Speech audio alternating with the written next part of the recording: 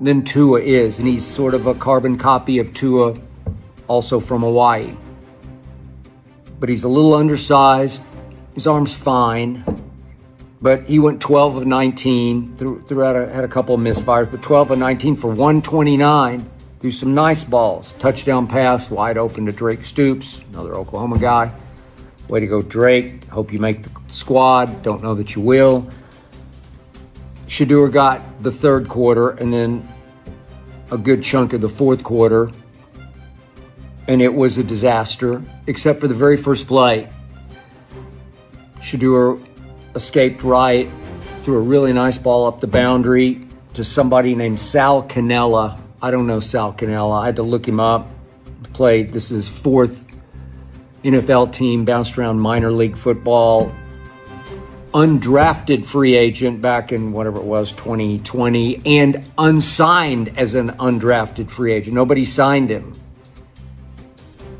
He's not even listed on the Cleveland Browns depth chart at tight end. There are 4 listed right now on the ESPN.com depth chart, and he's not even listed. So he's at best the 5th tight end on this squad. Will he make the practice? I have no idea. I doubt he'll make the squad.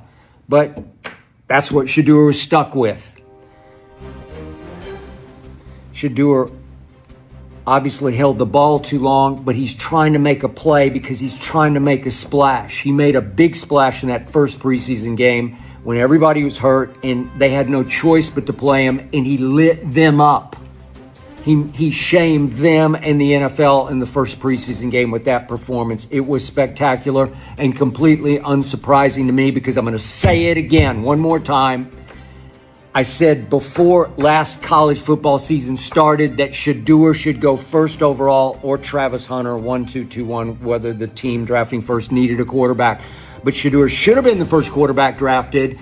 And then my man Mel Kiper, who's been doing this a long time, as long as I've been doing it, doubled down and said Shedeur should go first of all the quarterbacks. That was his final mock drafting, his final big board. Shedeur Sanders was the best quarterback in the draft, said Mel Kiper Jr., who's been doing this for a long freaking time. Had him rated and ranked above Cam Ward, did Mel Kiper. And then Mel threw a fit on air that night that Shedeur fell through the first round of the draft, and then continued to fall, fell all the way, obviously, to 144th in the draft, 5th round pick. I know a lot of people think this is just some woke opinion. It's not a woke opinion. I know woke. I'm just telling you, this young man can play quarterback at the highest level in this league. He is capable of being a franchise quarterback and taking a team to the promised land. I watched him at Jackson State. I watched him for 2 years at Colorado. He didn't have much of an offensive line. He still doesn't have much of an offensive line when he gets in the game, especially today. But he's got the whole package. He's got enough size. He's not huge, but his arm is Brady-esque. It's at least as strong as Brady's. He can run, as we saw in the first preseason game. He can move. But the main things he has are poise and command and leadership intangibles that he got from his father. I think the greatest athlete who ever played any sport, Deion Sanders. He got some of Deion's personality, his charisma, his captivation.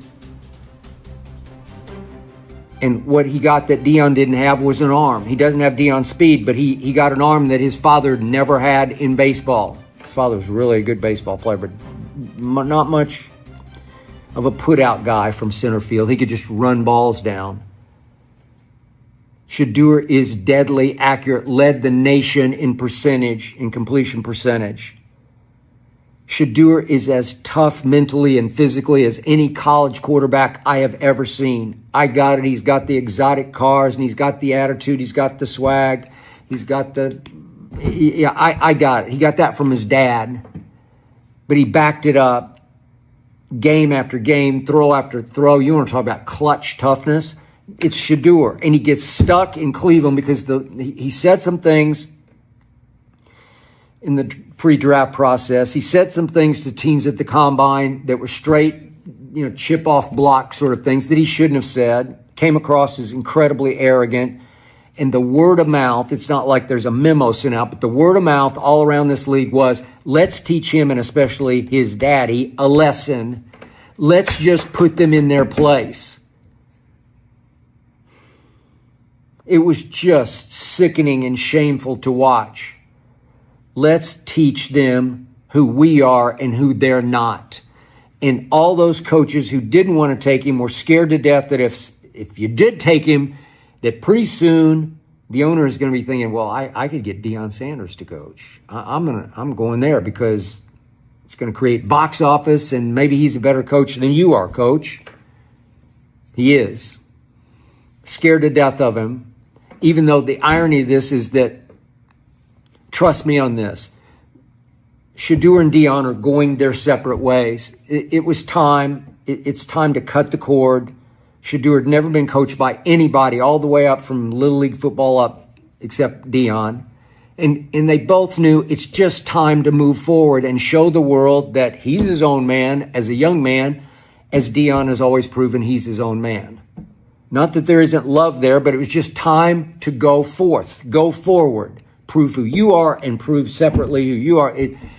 It was perfectly on time. So it had nothing to do with Deion being the coach of Shedeur, because I'm pretty sure he doesn't want to be Shedeur's coach. And I'm in fact very sure that Shedeur does not want Deion to coach him henceforth.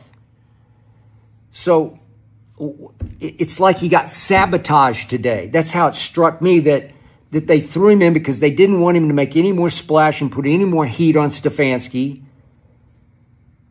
And he's coming off an oblique pull, and I don't know if it affected him today, but it's a desperate, dangerous situation in which he's got no shot, man. He's throwing to Sal freaking Canella? What? And that was the one ball he did come. He was 3 out of 6, but he got sacked 5 times because he's hanging on the ball trying to make a play, and nobody can separate. It looked like the Rams were playing some second teamers. That Engel kid is just a guided missile, and it looked like they had more talent on the field than certainly Cleveland had in the offensive line and in the receiver core that was on the field with Shedeur.